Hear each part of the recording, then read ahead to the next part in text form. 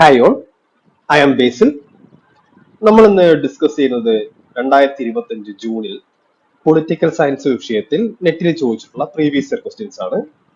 And welcome to the session.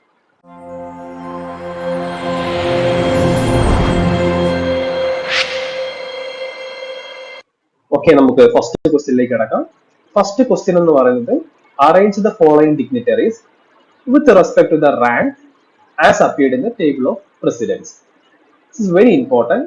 ഇവിടെ നമ്മൾ check ചെയ്യാൻ പോകുന്നത് table of പ്രസിഡൻസിനനുസരിച്ച്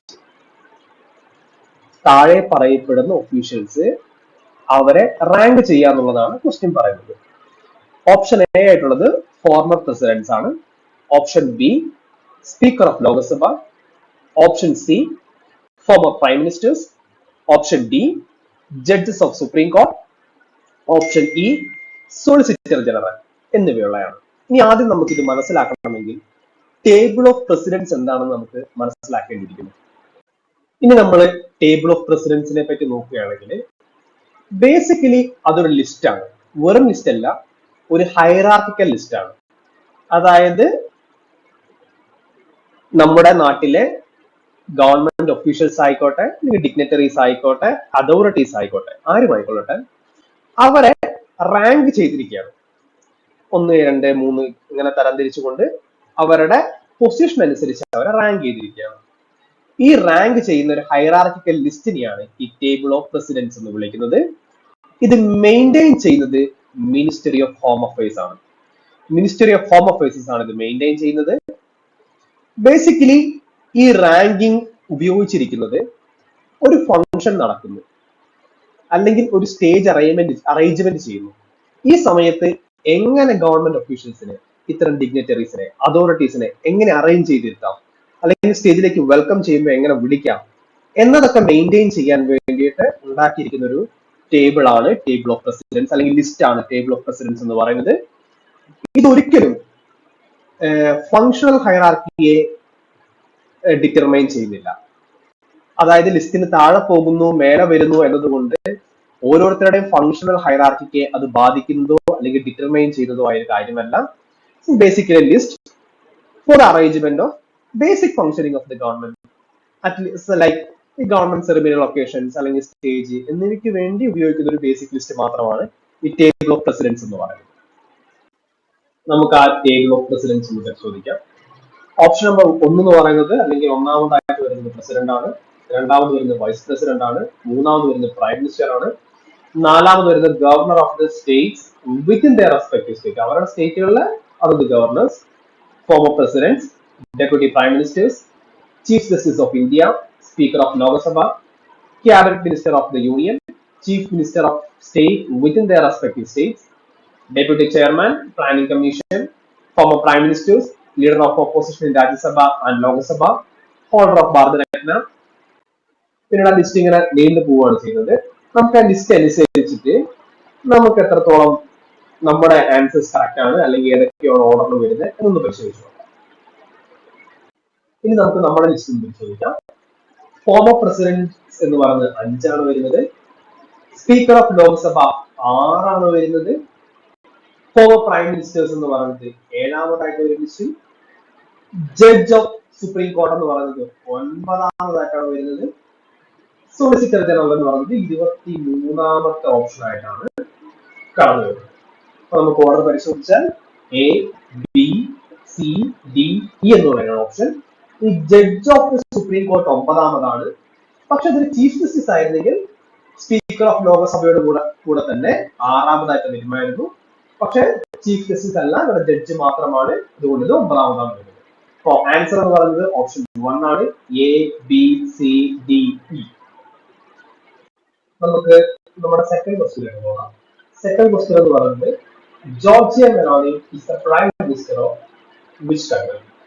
Option 1 France, option 2 Turkey, option 3 Spain, option 4 Italy. ഇത് India's foreign policy എന്ന് പറയുന്ന ഒരു ലാർജ് രീതിയിൽ വരുന്ന ക്വസ്റ്റ്യൻ ആണ്. 2023 G20 സബ്മിറ്റിന്റെ ഭാഗമായി ജോർജിയ മെലോണി ഇന്ത്യ വിസിറ്റ് ചെയ്തിട്ടുണ്ടായിരുന്നു. അപ്പൊ അവർ ഏത് രാജ്യത്തിന്റെ പ്രൈം മിനിസ്റ്റർ ആണെന്ന് പരിശോധിക്കാം. Georgia Meloni is the prime minister of Italy എന്നുള്ളതാണ് കറക്റ്റ് ആൻസർ. ഓപ്ഷൻ നമ്പർ 4 ആണ്. നമുക്കിനി റീസെന്റ് ആയിട്ട് ഇന്ത്യയിൽ ഡിപ്ലോമാറ്റിക് വിസിറ്റ് നടത്തിയിട്ടുള്ള മറ്റ് കൺട്രീസിലെ ഹെഡുകൾ അല്ലെങ്കിൽ ഇന്റർനാഷണൽ ഓർഗനൈസേഷൻസിന്റെ ഹെഡുകൾ തുടങ്ങിയവർ ആരൊക്കെയാണ് എന്ന് ഒരു കുറച്ചുപേർ ഈ വർഷം വന്നവരെ മാത്രം നമുക്കൊന്ന് പരിചയപ്പെടാം. ഒന്ന് അലക്സാണ്ടർ സ്റ്റബ് എന്നാണ് പേര്. അദ്ദേഹം ഫിൻലാൻഡിന്റെ പ്രസിഡന്റ് ആണ്. ഈ അടുത്ത് ഇന്ത്യയിൽ നടന്ന പ്രധാനപ്പെട്ട ഒരു പ്രോഗ്രാം ആയിരുന്നു AI ഇമ്പാക്ട് സബ്മിറ്റ് എന്നുള്ളത്. ഇത് നടന്നത് ഫെബ്രുവരി മാസത്തിലാണ്. ഫെബ്രുവരി 16 മുതൽ 20 വരെയാണ് നടന്നത്. ഈ വർഷം തന്നെയാണ് നടന്നിട്ടുള്ളത്, 2026 തന്നെ. അതിൽ രണ്ട് പ്രധാനപ്പെട്ട ആളുകൾ വന്നിരുന്നു. ഒന്ന് ഇമാനുവൽ മാക്രോൺ ആണ്, അദ്ദേഹം ഫ്രാൻസിന്റെ പ്രസിഡന്റ് ആണ്. രണ്ടാമത്തെ ലൂല ഡി സിൽവയാണ്, അദ്ദേഹം ബ്രസീലിന്റെ പ്രസിഡന്റ് ആണ്. ഇവർ രണ്ടുപേരും വന്നത് AI ഇമ്പാക്ട് സമ്മിറ്റിനാണ്.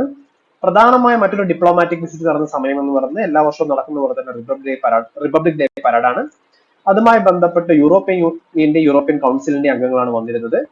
അപ്പോ അവർ ആരൊക്കെയാണെന്ന്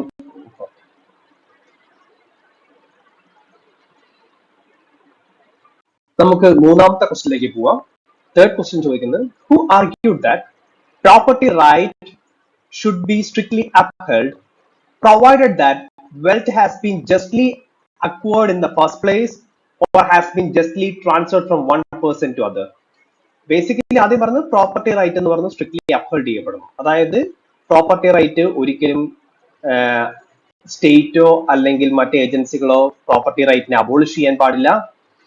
അത് പ്രോപ്പർട്ടി ഒരാൾക്ക് ലഭിക്കുന്നത് ലെജിറ്റിമൈസ് ആകുന്ന രണ്ട് വഴിയിൽ കൂടിയാണ്. ഒന്ന് ജസ്റ്റ്ലി അക്വേർഡ് ആയിരിക്കണം, അല്ലെങ്കിൽ ജസ്റ്റ്ലി ട്രാൻസ്ഫർ ആയിരിക്കണം. ഇത് കേൾക്കുമ്പോൾ തന്നെ നമുക്ക് മനസ്സിലാകും ഇതൊരു തിയറി ഓഫ് ജസ്റ്റിസ് ആണ്. ഇത് theory of justice of Robert നോസിക്കിൻ്റെതാണ്. അതിനെ നമ്മൾ വിളിക്കുന്നത് എൻടൈറ്റിൽമെന്റ് തിയറി ഓഫ് ജസ്റ്റിസ് എന്നുള്ളതാണ്.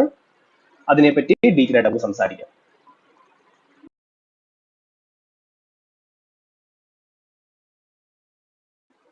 നമുക്ക് തിയറി ഓഫ് എൻടൈറ്റിൽമെന്റ് എന്താണെന്ന് നോക്കാം. Basically theory of entitlement John റോൾസിന്റെ തിയറി ഓഫ് ജസ്റ്റിസിന് എഗെയിൻസ്റ്റ് ആയിട്ട് വന്നൊരു ഐഡിയ ആണ്.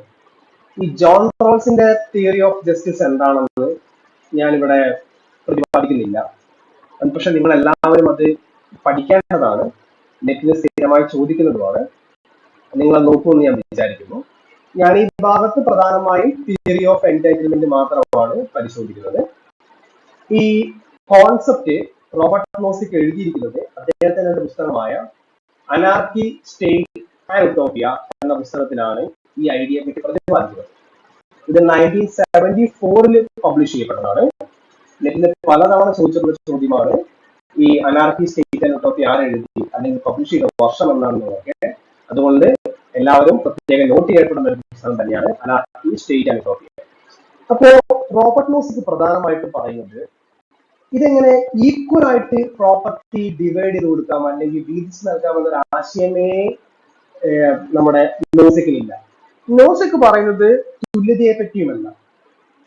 ഒരാള് ഒരു പ്രൈവറ്റ് പ്രോപ്പർട്ടി സ്വന്തമാക്കുന്നത് ഫെയർ ആയ വഴിയിൽ കൂടിയാണെങ്കിൽ, ഇഫ് ഇറ്റ് ഇസ് ഫെയർ, അവിടെ ജസ്റ്റിസ് നിലനിൽക്കുമെന്നാണ് റോബർട്ട് നോസിക് പറയുന്നത്. അദ്ദേഹത്തിന്റെ തിയറി എങ്ങനെയാണ് ഫെയർ ആയി പ്രോപ്പർട്ടി ട്രാൻസ്ഫർ ചെയ്യുന്നത് എന്നതിനെ പറ്റി പറയുന്നത്. ഒന്നാമത്തത് ജസ്റ്റിസ് ഇൻ അക്വിസിഷൻ ആണ്, സ്വന്തമാക്കിയെടുക്കുന്നത്. അതായത് വേറെ ആരുടെയും സ്വന്തമല്ലാത്ത ഒരു പ്രോപ്പർട്ടി വേറെ ആരും ഒന്നും ചെയ്യുന്നില്ല. ആ സാധനം ഒരാൾ വന്നു അത് അയാളെ സ്വന്തമാക്കി മാറ്റിയാൽ അതൊരു ഫെയർ ആയ മെക്കാനിസമാണ്. അൺലെസ് വേറെ ആരെയും അത് മോശകരമായി ബാധിക്കുന്നില്ല. ഫോർ എക്സാമ്പിൾ, ഒരു നാട്ടില് ഒരു കൃഷിഭൂമിയുണ്ട്, ഒരു ലാൻഡ് ഉണ്ട്. ആ ലാൻഡ് ആരും കൃഷി ചെയ്യുന്നില്ല. ഒരു കർഷകൻ അവിടെ വന്നു, കർഷകൻ ആ ലാൻഡ് സ്വന്തമാക്കി കൃഷി സ്റ്റാർട്ട് ചെയ്താൽ ആ പ്രോസസ് ഉണ്ടല്ലോ, കർഷകൻ ആ കൃഷി ഭൂമി സ്വന്തമാക്കിയ പ്രോസസ് ഉണ്ടല്ലോ, അത് ഫെയർ ആയ മെക്കാനിസമാണ്. അവിടെ ജസ്റ്റിസ് പ്രിവൈൽ ചെയ്യും. പക്ഷേ ഇത് ഒരു കണ്ടീഷൻ റോബർട്ട് നോസിക് വെക്കുന്നുണ്ട്. നോസിക് വെക്കുന്ന കണ്ടീഷൻ എന്ന് പറയുന്നത് ഇത് വേറെ ആരെയും ഹാം ചെയ്യാൻ പാടുള്ളതല്ല. അതായത് ഈ കർഷകൻ സ്വന്തമാക്കിയ ഭൂമിക്കുള്ളിൽ തന്നെ ആ വില്ലേജിലേക്ക് ആവശ്യമായ കുടിവെള്ളമുണ്ട്. ആ കുടിവെള്ളത്തിനായിട്ട് മറ്റാർക്കും ആക്സസ് ചെയ്യാൻ പറ്റാത്ത കണ്ടീഷൻ വന്നാൽ അത് അൺഫെയർ ആണ്. അപ്പൊ ഫെയർ ആയ മെക്കാനിസത്തിലൂടെ മാത്രമേ നമുക്ക് എന്ത് സാധിക്കുള്ളൂ, പ്രോപ്പർട്ടി ഓൺ ചെയ്യാൻ പാടുള്ളൂ. അതിന് അദ്ദേഹം വിളിക്കുന്ന പേരാണ് ജസ്റ്റിസ് ഇൻ അക്വിസിഷൻ. രണ്ടാമത്തെ മാർഗമായിട്ട് അദ്ദേഹം പറയുന്നത് ട്രാൻസ്ഫർ ആണ്. അതായത് ഒരാൾക്ക് ഒരു പ്രോപ്പർട്ടി ഉണ്ട്, ആ പ്രോപ്പർട്ടി മറ്റൊരാളെ എങ്ങനെ സ്വന്തമാക്കും. ആ ട്രാൻസ്ഫർ ആകുമ്പോൾ അദ്ദേഹം പറയുന്ന പ്രധാനപ്പെട്ട കണ്ടീഷൻ, ഒരാൾ വേറൊരാൾക്ക് പ്രോപ്പർട്ടി കൊടുക്കുന്നുണ്ടെങ്കിൽ അത് വോളണ്ടറി ആയിരിക്കണം, സ്വമേധയാ കൊടുക്കണം. യാതൊരു വിധത്തിലുള്ള ഫോഴ്സും അവർ ഉപയോഗിക്കാൻ പാടില്ല. അത് പല രീതിയിൽ ട്രാൻസ്ഫർ ചെയ്യുന്നതിനെ പറ്റി ന്യൂസിക്ക് പറയുന്നുണ്ട്. ചിലപ്പോൾ സെല്ലിംഗ് ആയിരിക്കാം, ചിലപ്പോൾ ഗിഫ്റ്റിംഗ് ആയിരിക്കാം, ചിലപ്പോൾ ഇൻഹെറിറ്റൻസ്, അതായത് പാരന്റ്സ് തന്റെ മക്കൾ കൊടുക്കുന്നതാകാം. അത് എങ്ങനെ തന്നെ കൊടുത്താലും അത് വോളണ്ടറി ആയിരിക്കണം. അങ്ങനെയാണെന്നുണ്ടെങ്കിൽ അവിടെ ജസ്റ്റ് പ്രിവെയിൽ ചെയ്യും എന്നുള്ളതാണ് നോസിക്ക് പറയുന്നത്. ഈ തിയറി ഓഫ് എൻറ്റൈറ്റിൽമെന്റിൽ തന്നെ പ്രധാനപ്പെട്ട മറ്റൊരു കോൺസെപ്റ്റ് ആണ് rectification of injustice. Rectification of injustice പറയുന്നത്, ഫോർ എക്സാമ്പിൾ, പാസ്റ്റില് എന്തെങ്കിലും മിസ്റ്റേക്കിലോട് കൂടി അല്ലെങ്കിൽ ഫ്രോഡ് വഴി, ഫോഴ്സ് വഴി, അൺഫെയർ ആയ ഏതെങ്കിലും മെക്കാനിസത്തിലൂടെ ഏതെങ്കിലും ആളുകൾ ഒരു പ്രോപ്പർട്ടി സ്വന്തമാക്കിയിട്ടുണ്ടെങ്കിൽ ആ തെറ്റിനെ തിരുത്തുക എന്നതാണ് റെക്ടിഫിക്കേഷൻ ഓഫ് ഇൻജസ്റ്റിസിന്റെ basic understanding. I will explain. അതായത് ഫോർ എക്സാമ്പിൾ, ഒരാള് ഒരു പ്രോപ്പർട്ടി ഒരാളെ പറ്റിച്ചുകൊണ്ട് അല്ലെങ്കിൽ ഫോഴ്സ് ഉപയോഗിച്ചുകൊണ്ട് ഓൺ ചെയ്യുന്നു. അതിനുശേഷം ഈ പ്രോപ്പർട്ടി അയാൾ സ്വന്തമാക്കി വെക്കുന്നു. Over the period of time ഇയാളുടെ കയ്യിൽ തന്നെയാണ് പ്രോപ്പർട്ടി. ഒരു കാലത്തിൽ മനസ്സിലാകുന്നു ഈ പ്രോപ്പർട്ടി ട്രാൻസ്ഫർ ചെയ്തത് അല്ലെങ്കിൽ അക്യൂസേഷൻ നടന്നത് അൺഫെയർ ആയ മെക്കാനിസത്തിനോട് കൂടിയാണ്. അവിടെ ജസ്റ്റിസ് പ്രിവെയിൽ ചെയ്യപ്പെട്ടിട്ടില്ല എന്ന് മനസ്സിലാക്കുന്നു. അങ്ങനെയാണെങ്കിൽ ആ സിറ്റുവേഷനിൽ സ്റ്റേറ്റ് കടന്നു വന്ന് ഈ അൺഫെയർ ആയി ഈ ലാൻഡ് കൈവശം വെച്ചിരിക്കുന്നത് ആരാണോ അയാളിൽ നിന്നും ആ പ്രോപ്പർട്ടി തിരിച്ച് ആരുടെ അടുത്തു നിന്നാണോ പറ്റിച്ചത് അല്ലെങ്കിൽ ആരുടെ അടുത്തു നിന്നാണോ ഫോഴ്സ് ഉപയോഗിച്ച് സ്വന്തമാക്കിയത് അദ്ദേഹത്തിലേക്ക് തിരിച്ച് ആ പ്രോപ്പർട്ടി കൊടുക്കുന്ന പ്രോസസ്സിനെയാണ് വിളിക്കുന്നത് റെക്ടിഫിക്കേഷൻ ഓഫ് ഇൻജസ്റ്റിസ്. പാസ്റ്റിൽ നടന്നൊരു മിസ്റ്റേക്കിനെ പ്രസന്റിൽ സോൾവ് ചെയ്യുന്ന ഒരു പ്രോസസ്സാണ് rectification of injustice. For example, ഒരു ലാൻഡ് ലോഡായ ഒരാള് ഫോഴ്സ് ഉപയോഗിച്ചുകൊണ്ട് മറ്റൊരാളിൽ നിന്നും, ഒരു കൃഷിക്കാരിൽ നിന്നും ലാൻഡ് സ്വന്തമാക്കി എന്ന് വിചാരിക്കുക. കുറെ കാലം ഈ ലാൻഡ് ലോഡ് തന്നെയാണ് ആ ലാൻഡ് കൈവശം വെച്ചിരുന്നത്. അതിനുശേഷം മനസ്സിലാകുന്നു ലാൻഡ് ലോഡ് ഈ ഭൂമി കൈവശം വെച്ചത് ഫോഴ്സ് ഉപയോഗിച്ചുകൊണ്ടാണ് എന്ന്. അങ്ങനെയാണെങ്കിൽ സ്റ്റേറ്റ് ഈ ലാൻഡ് ലോഡിന്റെ കയ്യിൽ നിന്നും ഈ ഭൂമി തിരിച്ച് ആ കർഷകനിലേക്ക് എത്തിക്കുക എന്ന ഉത്തരവാദിത്തമുണ്ട്. ആ പ്രോസസ്സിനെയാണ് റെക്ടിഫിക്കേഷൻ ഓഫ് ഇൻജസ്റ്റിസ് എന്ന് വിളിക്കുന്നത്. ഇത് ചെയ്യേണ്ട ഉത്തരവാദിത്തം സ്റ്റേറ്റിനുമാണ്. സ്റ്റേറ്റിനെ പറ്റി പറഞ്ഞുകൊണ്ട് തന്നെ ഇനി സ്റ്റേറ്റിന്റെ ചില ക്യാരക്ടറിസ്റ്റിക്സുകളെ പറ്റി റോബർട്ട് നോസിക്ക് പറയുന്നുണ്ട്. നോസിക്കിന്റെ കാഴ്ചപ്പാടിലെ സ്റ്റേറ്റ് എങ്ങനെയായിരിക്കണമെന്ന്. അതൊരു മിനിമലിസ്റ്റ് സ്റ്റേറ്റ് ആണ്. മിനിമലിസ്റ്റ് സ്റ്റേറ്റ് എന്ന് ഉദ്ദേശിക്കുന്നത് സ്റ്റേറ്റിന്റെ മെയിൻ ഡ്യൂട്ടി എന്ന് പറയുന്നത് protect life, liberty and property of individual. ആളുകളുടെ സ്വത്തിനും സ്വാതന്ത്ര്യത്തിനും പിന്നീട് ജീവിതത്തിനും സംരക്ഷണം നൽകുക എന്നുള്ളതാണ് സ്റ്റേറ്റ് ചെയ്യേണ്ടത് എന്നാണ് റോബർട്ട് നോസിക്ക് പറയുന്നത്. അതേപോലെ തന്നെ സ്റ്റേറ്റ് ചെയ്യാൻ പാടില്ലാത്ത രണ്ട് കാര്യങ്ങളെ പറ്റി റോബർട്ട് നോസിക്ക് വളരെ സ്പെസിഫിക് ആയിരുന്നു. ഒന്ന്, സ്റ്റേറ്റ് ഒരിക്കലും ഡിസ്ട്രിബ്യൂഷൻ ഓഫ് വെൽത്തിൽ ഇടപെടാൻ പാടില്ല. എങ്ങനെയാണ് സമൂഹത്തിൽ സ്വത്തുകൾ എങ്ങനെയാണ് കൈവശം വെച്ചിരിക്കുന്നത്, ആളുകൾ എങ്ങനെയാണ് റിസോഴ്സ് ഉപയോഗിക്കുന്നത്, ഈ വിഷയത്തിൽ സ്റ്റേറ്റ് ഇടപെടാൻ പാടില്ല എന്നാണ് റോബർട്ട് നോസിക്ക് പറയുന്നത്. രണ്ടാമത്തെ പ്രധാനപ്പെട്ടത് റീഡിസ്ട്രിബ്യൂഷനിലും ഇടപെടാൻ പാടില്ല. അതായത് സൊസൈറ്റി ഒരിക്കലും ഈക്വൽ ആയിരിക്കില്ല, അൺഈക്വൽ ആയിരിക്കും. ചില ആൾക്കാർ സാമ്പത്തികമായി റിച്ച് ആയിരിക്കും, ചില ആൾക്കാർ സാധാരണക്കാരായിരിക്കും. ഈ റിച്ചായ ആളുകളെ ടാക്സ് ചെയ്ത് അവരിൽ നിന്നും വരുമാനം എടുത്ത് അത് സാധാരണക്കാരിലേക്ക് എത്തിക്കുവാൻ സ്റ്റേറ്റ് പാടില്ല എന്നാണ് റോബർട്ട് നോസിക്ക് പറയുന്നത്. ഈ റോബർട്ട് നോസിക്കിന്റെ റീഡിസ്ട്രിബ്യൂഷനെതിരെയുള്ള ക്രിറ്റിസിസം വളരെ ഫേമസ് ആണ്. അദ്ദേഹം പറയുന്നത് taxation for redistribution is unjust എന്നാണ്. റീഡിസ്ട്രിബ്യൂഷൻ നടത്താൻ വേണ്ടി പണക്കാരെ ടാക്സ് ചെയ്യുന്നത് വളരെ അൺജസ്റ്റ് ആയ പ്രവർത്തനമാണെന്നും അതിനെ ഫോഴ്സ്ഡ് ലേബറിംഗ് എന്നുമാണ് അദ്ദേഹം വിശേഷിപ്പിച്ചത്. ഇത് വളരെ അധികം പ്രധാനപ്പെട്ട ഒരു പോയിന്റ് ആണ്. ഇത് പല തവണയായി ഞാൻ ചോദിച്ച് ഞാൻ കണ്ടിട്ടുണ്ട്, എന്താണ് ഈ ഫോഴ്സ്ഡ് ലേബർ എന്തുകൊണ്ട് റോബർട്ട് നോസിക്ക് ഉദ്ദേശിക്കുന്നതെന്നും. ഈ ഒരു കോൺസെപ്റ്റിനെ പറ്റി ഒരു ധാരണ ഉണ്ടാക്കി വെക്കേണ്ടതും വളരെ ഇമ്പോർട്ടന്റ് ആണ്. അദ്ദേഹത്തിന്റെ ഈ ഒരു എക്സാമ്പിൾസിനെ ഒക്കെ തന്നെ, അല്ലെങ്കിൽ ഇദ്ദേഹത്തിന്റെ തിയറിയൊക്കെ തന്നെ അദ്ദേഹം ഒരു ഉദാഹരണ സഹിതം വ്യക്തമാക്കുന്നുണ്ട്. അത് വിൽ ചാംബർലിൻ എന്ന് പറയുന്ന ഒരു ബാസ്കറ്റ്ബോൾ പ്ലെയറെ സൂചിപ്പിച്ചുകൊണ്ടാണ്. ഈ വിൽ ചാംബർലിൻ എന്ന് പറഞ്ഞാൽ വളരെ പ്രശസ്തനായ ഒരു അമേരിക്കൻ ബാസ്കറ്റ്ബോൾ പ്ലെയർ ആയിരുന്നു. അപ്പൊ അദ്ദേഹം എങ്ങനെയെന്ന് വെച്ചിട്ടുണ്ടെങ്കിൽ, അദ്ദേഹത്തിന് ഉദാഹരണത്തിന് പറഞ്ഞ്, ഫോർ എക്സാമ്പിൾ നമ്മൾ വെറുതെ വിചാരിക്കുക എല്ലാവർക്കും തുല്യമായ വരുമാനം അല്ലെങ്കിൽ സമ്പത്താണല്ലോ. ഫോർ എക്സാമ്പിൾ എല്ലാവർക്കും ഒരു 100 രൂപ കൈവശമുള്ള ആൾക്കാരാണ് എല്ലാവരും എന്ന് വിചാരിക്കുക. പക്ഷേ ഈ വിൽ ചാംബർലിന്റെ കളി കാണാൻ എക്സ്ട്രാ ഒരു 10 രൂപ കൊടുക്കേണ്ടതുണ്ടെന്ന് വിചാരിക്കുക. അങ്ങനെയാണെങ്കിൽ 1 മില്യൺ ആൾക്കാർ അദ്ദേഹത്തിന്റെ കളി കാണുന്നുണ്ടെങ്കിൽ വിൽ ചാംബർലിന് 10 മില്യൺ അമേരിക്കൻ ഡോളർ ലഭിക്കും. അപ്പൊ അദ്ദേഹം ആ പണം സ്വന്തമാക്കി. ഇനി റോബർട്ട് നോസിക്ക് ചോദിക്കുന്നത്, അപ്പൊ എന്ത് സംഭവിച്ചു? സാധാരണക്കാർക്ക് പണം കുറയുകയും വിൽ ചാംബർലിന് പണം കൂടുകയും ചെയ്തു. ഒരു ഇൻഇക്വാലിറ്റി ഉണ്ടായി. ഇനി റോബർട്ട് നോസിക്ക് ചോദിക്കുന്നത്, ഇതിലെവിടെയാണ് ഇൻജസ്റ്റിസ് ഉള്ളത്? കാരണം വിൽ ചാംബർലിൻ ആരെയും ഫോഴ്സ് ചെയ്ത് പണം മേടിച്ചിട്ടില്ല. കൊടുത്ത ആളുകളാണെങ്കിൽ വോളണ്ടറി ആയിട്ടാണ് കൊടുത്തത്. സോ ഇങ്ങനെ സൊസൈറ്റിയിൽ ഇൻഇക്വാലിറ്റി ഉണ്ടാകുന്നത് അതൊരു ജസ്റ്റ് പ്രിവെയിൽ ചെയ്യുകയാണ് എന്നാണ് റോബർട്ട് നോസിക്ക് പറയുന്നത്. അതേപോലെ തന്നെ അദ്ദേഹം പറയുന്നുണ്ട്, ഒരിക്കലും ടാക്സ് ചെയ്തുകൊണ്ട് വിൽ ചാംബർലിന്റെ പൈസ വീണ്ടും ഈ പറയപ്പെടുന്ന സാധാരണക്കാരിലേക്ക് എത്തിക്കുവാനും സ്റ്റേറ്റ് പാടില്ല എന്ന് അദ്ദേഹം പറയുന്നുണ്ട്. ഇതാണ് പ്രധാനപ്പെട്ട വിൽ ചാംബർലിന്റെ എക്സാമ്പിൾ ആയിട്ട് റോബർട്ട് നോസിക്ക് വെച്ചിരിക്കുന്നത്. This is also very important. അദ്ദേഹം ഒരു ലിബറട്ടേറിയൻ ആണ്. അതായത് അദ്ദേഹം കൂടുതലായും individual liberty, private property, minimal state എന്ന കാഴ്ചപ്പാടുകളൊക്കെ മുന്നോട്ട് വെക്കുന്ന ഒരാളാണ് റോബർട്ട് നോസിക്ക്. ഇത്രയുമാണ് പ്രധാനമായും നോസിക്കിന്റെ എൻടൈറ്റിൽമെന്റ് തിയറി ഓഫ് ജസ്റ്റിസിനെ പറ്റി പറയാനുള്ളത്. Next question number 4. Who wrote the book Development Administration Concept, Goals, Methods? Basically ആരാണ് ഡെവലപ്മെന്റ് അഡ്മിനിസ്ട്രേഷൻ പ്രധാനമായിട്ട് പ്രപ്പോസ് ചെയ്തതെന്നാണ് ചോദ്യം. ഈ പുസ്തകം ആരെഴുതിയതാണ്? ഒന്നാമത്തെ option George F Gant, Sabu Thomas, Fredericks, Michel Crozier. നമുക്ക് ഇതിന്റെ ആൻസർ നോക്കാം. Answer is George F Gant ആണ് ഡെവലപ്മെന്റ് അഡ്മിനിസ്ട്രേഷനെ പറ്റി എഴുതിയിരിക്കുന്നത്. നമുക്ക് ഇതുമായി ബന്ധപ്പെട്ട കുറച്ചു എക്സ്പ്ലനേഷൻസ് നമുക്ക് പരിശോധിക്കാം.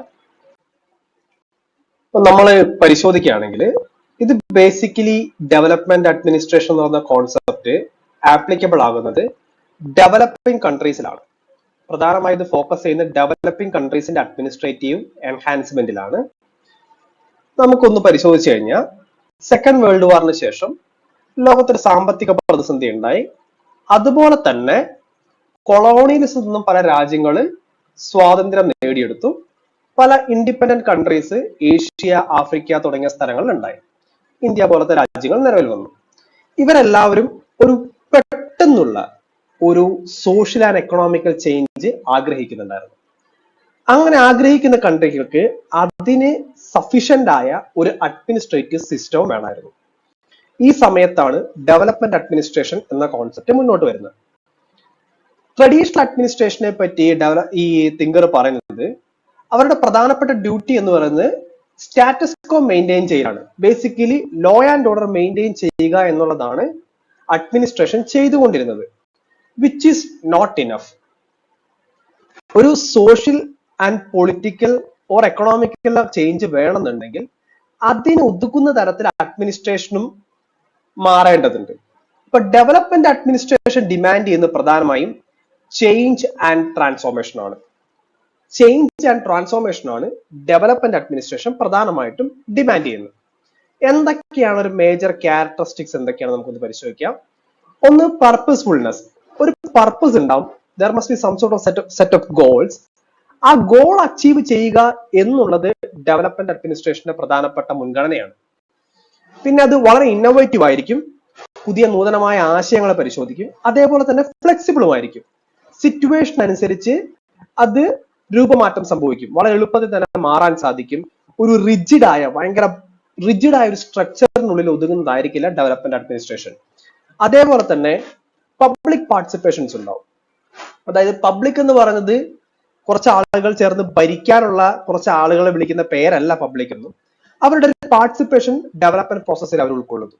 ഫോർ എക്സാമ്പിൾ, റൂറൽ ഡെവലപ്മെന്റ് ആണ് ഉദ്ദേശിക്കുന്നതെങ്കിൽ റൂറൽ പോപ്പുലേഷനെ കൂടി പരിഗണിച്ചുകൊണ്ടായിരിക്കും development administration administrative activity design ചെയ്യുന്നത്. അവര് പ്രോസസ്സിനേക്കാൾ കൂടുതൽ ഫോക്കസ് ചെയ്യുന്നത് റിസൾട്ട് ഓറിയന്റഡ് ആയിരിക്കും. ഫാസ്റ്റ് ആയിട്ട് റിസൾട്ട് കൊണ്ടുവരുന്ന ഒരു അഡ്മിനിസ്ട്രേഷനെയാണ് ഡെവലപ്മെന്റ് അഡ്മിനിസ്ട്രേഷൻ പ്രപ്പോസ് ചെയ്യുന്നത്. രണ്ടാമതായി പ്രൊയാക്റ്റീവ് അഡ്മിനിസ്ട്രേഷൻ ആയിരിക്കും. അതായത് നമ്മൾ എന്തെങ്കിലും ഒരു ക്രൈസിസ് വന്ന് അതിനെ സോൾവ് ചെയ്യുക എന്ന രീതിയിലല്ല, മറിച്ച് എന്തെങ്കിലും ഒരു സിറ്റുവേഷൻ അത് വേഴ്സ് ആവുന്നതിന് മുമ്പേ തന്നെ അത് കണ്ടെത്തി അതിന് സൊല്യൂഷൻ കണ്ടെത്തുക എന്ന രീതിയാണ് ഡെവലപ്മെന്റ് അഡ്മിനിസ്ട്രേഷൻ പ്രധാനമായും ചെയ്യുന്നത്. ഇതൊക്കെയാണ് മേജർ ക്യാരക്ടറിസ്റ്റിക്സ് ആയിട്ടുള്ളത്. ഈ ജോർജ് എഫ് ഗാൻഡിന്റെ മെത്തേഡുകളെ പറ്റി പറയുന്ന ഭാഗത്ത് അദ്ദേഹം പറയുന്ന മെത്തേഡിൽ ഒന്നാമത്തത് പ്ലാനിങ് ആണ്. പ്ലാനിങ് എന്നതുകൊണ്ട് ഉദ്ദേശിക്കുന്നത് ഒരു പദ്ധതി നടപ്പിലാക്കാൻ ഒരു സ്റ്റേറ്റ് വിചാരിക്കുമ്പോൾ അവർക്ക് കൃത്യമായ പ്ലാൻ ഉണ്ടായിരിക്കണം. ആ പ്ലാൻ എന്ന് പറയുമ്പോൾ അത് രണ്ട് കാര്യങ്ങൾ പ്രധാനമായും കൺസിഡർ ചെയ്യണം. ഒന്നാമത്തത് നമ്മുടെ കയ്യിലുള്ള റിസോഴ്സ് എന്തോരുമായത്. രണ്ടാമത്തത് എന്താണ് നാഷണൽ ഇൻട്രസ്റ്റ്, എന്താണ് രാജ്യത്തിന്റെ താല്പര്യം. ഇത് രണ്ടും കണക്കിലെടുത്തുകൊണ്ട് വേണം നമ്മൾ പ്ലാൻ ചെയ്യാൻ എന്നാണ് ജോർജ് എഫ് ഗാൻഡി പറയുന്നത്. പിന്നെ ഓർഗനൈസേഷനെ പറ്റി പറയുമ്പോൾ സാധാരണ ജനറൽ അഡ്മിനിസ്ട്രേഷൻ ആണ് ഉണ്ടാകുക. അതിന് ഒരുപാട് ടൈം ഡിലേ ഉണ്ടാവാറുണ്ട്. പേപ്പർ വർക്ക്സ് വളരെ കൂടുതലാണ്. അതേപോലെ തന്നെ പ്രൊസീജിയറൽ ലാബ്സ് ഉണ്ട്. ഡിസിഷൻ മേക്കിംഗ് വളരെ സ്ലോ ആണ്. തുടങ്ങിയ പല പ്രശ്നങ്ങൾ ഒരു ജനറൽ ബ്യൂറോക്രാറ്റ് സിസ്റ്റം ഫേസ് ചെയ്യുന്നുണ്ട്. പക്ഷെ അതിന് പകരമായിട്ട് ഈ റെഡ് ടേപ്പുകളെ ഓവർകം ചെയ്യാൻ വേണ്ടിയിട്ട് സ്പെഷ്യൽ ഏജൻസികളെ ഉണ്ടാക്കണം എന്നാണ് ഡെവലപ്മെന്റ് അഡ്മിനിസ്ട്രേഷൻ പ്രപ്പോസ് ചെയ്യുന്നത്.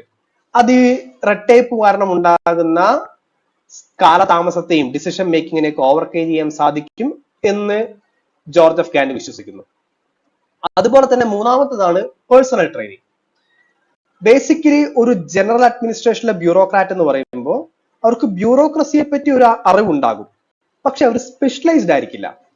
ഫോർ എക്സാമ്പിൾ, ഒരു ഡാം ഉണ്ടാക്കണം എന്ന് വെച്ചാൽ ഡാം ഉണ്ടാക്കാൻ ആവശ്യമായ എക്സ്പെർട്ടൈസുകളാണ് ആവശ്യം.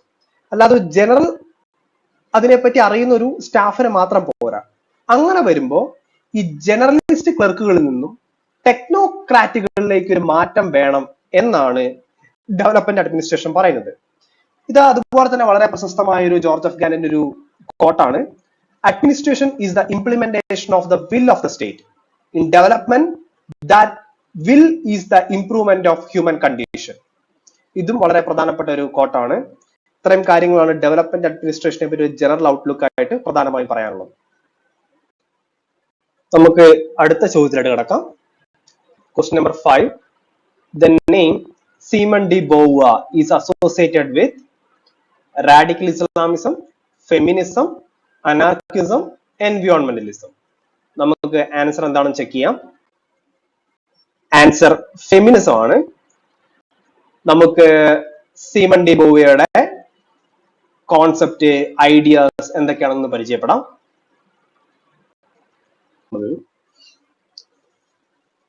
ബേസിക്കലി സീമൺ ഡി ബൂവ ഒരു ഫ്രഞ്ച് ഫിലോസഫർ ആണ്. അതുകൊണ്ട് തന്നെ പ്രൊണൗൺസിയേഷനിൽ ചെറിയ എറേഴ്സ് ഉണ്ടാവാൻ സാധ്യതയുണ്ട്. ഉണ്ടെങ്കിൽ നിങ്ങൾ അത് പോയിന്റ് ഔട്ട് ചെയ്യുക. ഇവര് ബേസിക്കലി ഇൻഫ്ലുവൻസ്ഡ് ആയിരിക്കുന്ന ഒരു പ്രധാനപ്പെട്ട തിയറി എന്ന് അല്ലെങ്കിൽ ഒരു ആശയം എന്ന് പറയുന്നത് എക്സിസ്റ്റൻഷ്യലിസം ആണ്. അതെന്താണെന്ന് ഞാനിപ്പോൾ ഡിഫൈൻ ചെയ്യാം. അതിനു മുമ്പായി ഈ എക്സിസ്റ്റൻഷ്യലിസം തന്നെ പ്രധാനപ്പെട്ട ഒരു സ്കോളറാണ് ജീൻ പോൾ സാർട്ര എന്ന് പറയുന്നത്. ഇദ്ദേഹവും ഒരു ഫ്രഞ്ച് നെയിമാണ് അദ്ദേഹത്തിൻ്റെത്. അതുകൊണ്ട് തന്നെ അതിന് പ്രൊണൗൺസിയേഷന്റെ ചെറിയ വ്യത്യാസങ്ങൾ ഉണ്ടാവാം. നിങ്ങൾ പോയിന്റ് ഔട്ട് ചെയ്താൽ മതി. ജീൻ പോൾ സാർട്രയും വലിയ രീതിയിൽ നമ്മുടെ സീമൺ ഡി ബൂവയെ ഇൻഫ്ലുവൻസ് ചെയ്തിട്ടുണ്ട്. എക്സിസ്റ്റൻഷ്യലിസം എന്താണ് എന്ന് ആദ്യം ഒന്ന് മനസ്സിലാക്കാം. Existentialism argue that human beings are free to make choices and must create their own meaning and purpose in life. Humans are not born with predefined purpose. We defined ourselves through our choices. അതായത് humans are not born with pre defined purpose. മനുഷ്യൻ ജനിക്കുന്നത് ഒരു pre defined പർപ്പസുമായിട്ടല്ല. ഒന്നും കൂടി ഒന്ന് മനസ്സിലാക്കാനായി, ഇതൊരു പേനയാണ്, ഇതൊരു object ആണ്. ഈ ഒബ്ജക്റ്റ് നിർമ്മിക്കുന്നതിന് മുമ്പേ തന്നെ അതിനൊരു പ്രീ ഡിഫൈൻഡ് പർപ്പസ് ഉണ്ട്. ഇത് ഉണ്ടാക്കി കഴിഞ്ഞാൽ എഴുതാൻ ഉപയോഗിക്കാം എന്നുള്ളതാണ്. ഇതാണ് pre defined purpose of this pen. പക്ഷെ മനുഷ്യൻ അങ്ങനെയല്ല. മനുഷ്യന്റെ ജനനത്തിന് മുമ്പ് ഒരു പ്രീ ഡിഫൈൻഡ് പർപ്പസ് നമുക്കില്ല. ജനനശേഷം ഇന്നതായി തീരണം എന്നില്ല. നമുക്ക് എപ്പോഴാണ് ഈ പർപ്പസും മീനിങ്ങും ഉണ്ടാവുന്നത്? നമ്മുടെ ജനനശേഷം നമ്മൾ ഫ്രീ ടു മേക്ക് ചോയ്സസ് ആണ്. നമുക്ക് ചോയ്സസുകൾ നമുക്ക് സെലക്ട് ചെയ്യാൻ സാധിക്കും. നമ്മൾ അങ്ങനെ ചില സെലക്ട് ചെയ്യുന്ന ചോയ്സസിനനുസരിച്ചിട്ടാണ് നമ്മുടെ ജീവിതത്തിന്റെ അർത്ഥവും പർപ്പസും ഡിഫൈൻ ചെയ്യുന്നത്. നമ്മുടെ ജനനശേഷം ഉണ്ടാകുന്ന ഈ ഫ്രീ ടു മേക്ക് ചോയ്സസ് ആണ് നമ്മുടെ ജീവിതവും നമ്മുടെ അർത്ഥവും, ലൈഫിന് എന്താണ് അർത്ഥം എന്നുള്ളത് നമുക്ക് മനസ്സിലാക്കി തരുന്ന അല്ലെങ്കിൽ ഉണ്ടാക്കി തരുന്നതെന്നാണ് അവർ പറയുന്നത്. വിച്ച് മീൻസ് നമ്മൾ നമ്മുടെ തന്നെ ചോയ്സ് വഴി നമ്മുടെ ലൈഫിനെ ഡിഫൈൻ ചെയ്യുന്നു. ഇതാണ് എക്സിസ്റ്റൻഷ്യലിസം എന്ന ഐഡിയയുടെ ഒരു ബ്രീഫ് ഔട്ട്ലുക്ക് എന്ന് പറയുന്നത്.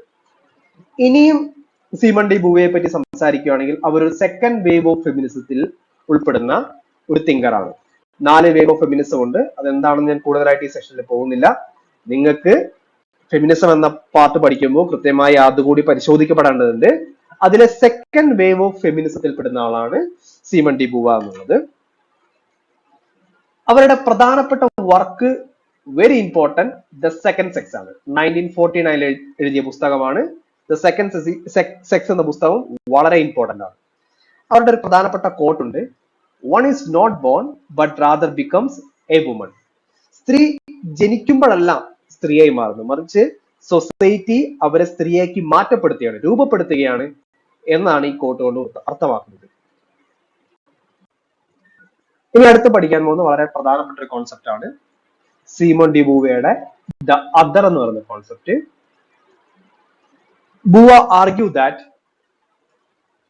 സൊസൈറ്റിയില് ആണുങ്ങളെ കാണുന്നത് ആസ് എ സബ്ജക്റ്റ് ആയും സ്ത്രീകളെ കാണുന്നത് അതർ ആയിട്ടുമാണ്. Let me explain. അതായത് ആണുങ്ങൾ എന്ന് പറയുന്ന സൊസൈറ്റിയിലെ ദ അബ്സല്യൂട്ട്, എസെൻഷ്യൽ, ഡിഫോൾട്ട് ആയിട്ടുള്ള ഒരു വസ്തുവാണ്, ആളുകളാണ്. പക്ഷെ സ്ത്രീകൾ എന്ന് പറയുന്നത് അവരെ ഡിഫൈൻ ചെയ്യുന്നത് അവരെങ്ങനെയാണോ ആണുങ്ങളുമായി ബന്ധപ്പെടുന്നത് അങ്ങനെയാണ് ഓരോ സ്ത്രീകളെയും ഡിഫൈൻ ചെയ്യപ്പെടുന്നത്. അത് ആ സമയത്തൊരു എന്താ പറയാ, ഒരു സൊസൈറ്റിയുടെ ഒരു എങ്ങനെയാണ് സ്ത്രീകളും പുരുഷനും സൊസൈറ്റിയിൽ ഉണ്ടായിരുന്നത് എന്നതിനെ പറ്റി ബൂവയുടെ ഒരു ഒബ്സർവേഷൻ ആണ്. ആ കോൺസെപ്റ്റിനെ വിളിക്കുന്ന പേരാണ് ദ അതർ. അതായത് ആണുങ്ങൾ മുകളിലും സ്ത്രീകൾ താഴെയുമായിട്ടാണ് ഉണ്ടായിരുന്നത്. ആണുങ്ങൾ ഒരു അബ്സല്യൂട്ട് ആയിരുന്നു. സ്ത്രീകൾ എങ്ങനെയാണോ ആണുങ്ങളുമായിട്ടുള്ള ബന്ധം അതിനനുസരിച്ച് സ്ത്രീകളെ ഡിഫൈൻ ചെയ്തിരുന്നു. വളരെ ഇൻഎസെൻഷ്യൽ ആയ ഒരു വസ്തുവായിട്ടാണ് സ്ത്രീകളെ സൊസൈറ്റി കാണുന്നത് എന്നാണ് ബൂവ പറയുന്നത്. അതേപോലെ തന്നെ അവർ അറ്റാക്ക് ചെയ്യുന്ന വേറൊരു കോൺസെപ്റ്റ് ആണ് ഫെമൈൻ മിത്ത് എന്ന് പറയുന്നത്. അതായത് ബേസിക്കലി ഒരു വിശ്വാസമുണ്ട് സ്ത്രീകൾ എങ്ങനെ സ്ത്രീകൾക്ക് ചില ക്യാരക്ടർ ട്രൈറ്റ്സുകളുണ്ട്. വളരെ പാസീവായിട്ട് സംസാരിക്കാൻ പാടുള്ളൂ, സ്വാതന്ത്ര്യത്തിന് വേണ്ടി സീക്ക് ചെയ്യാൻ പാടില്ല, ആണുങ്ങൾക്ക് താഴെ നിൽക്കണം. ഇതെല്ലാം ഒരു ഡിവൈൻ ആയിട്ട് അല്ലെങ്കിൽ ഒരു നാച്ചുറൽ അല്ലെങ്കിൽ ഡിവൈൻ ആയിട്ട് സ്ത്രീകൾക്ക് ലഭിച്ചതാണ് എന്നൊരു കോൺസെപ്റ്റ് അന്ന് കാലത്ത് നിലനിന്നിരുന്നു. അതിനെ ഇവർ കൃത്യമായി എതിർക്കുന്നുണ്ട്. ഇവർ പറയുന്നത് ഇത് ആണുങ്ങൾക്ക് അല്ലെങ്കിൽ മെന്നിന് സ്ത്രീകളെ സബോർഡിനേറ്റ് ആയിട്ട് നിർത്താൻ വേണ്ടിയിട്ട് ആണ് ഇത്തരം ലേബലുകൾ ഉണ്ടാക്കുന്നത്. ഇത്തരം ലേബലുകൾ ഉണ്ടാക്കുമ്പോഴുള്ള പ്രശ്നം എന്താ വെച്ചിട്ടുണ്ടെങ്കിൽ, സ്ത്രീകൾ ആരെങ്കിലും ഒരു സ്വാതന്ത്ര്യത്തിന് വേണ്ടിയിട്ട് തന്റെ അവകാശങ്ങൾക്ക് വേണ്ടി പോരാട്ടം വരുമ്പോൾ അവർക്കുള്ളൊരു കുറ്റബോധമോ അല്ലെങ്കിൽ എന്തോ അസ്വാഭാവികതയോ ഉണ്ട് എന്ന തോന്നൽ ഉണർത്താൻ ഇത് കാരണമാകും എന്നും സീമൺ ഡി ബൂവ പറയുന്നുണ്ട്. അപ്പൊ പ്രധാനപ്പെട്ട 2 കോൺസെപ്റ്റുകളുണ്ട്, ദ അതർ, രണ്ടാമത്തത് ഫെമൈൻ മിത്തിനെ അവര് വലിയ രീതിയിൽ അറ്റാക്ക് ചെയ്യുന്നുണ്ട്. രണ്ടും ഓർത്തിരിക്കേണ്ട കാര്യങ്ങൾ തന്നെയാണ്.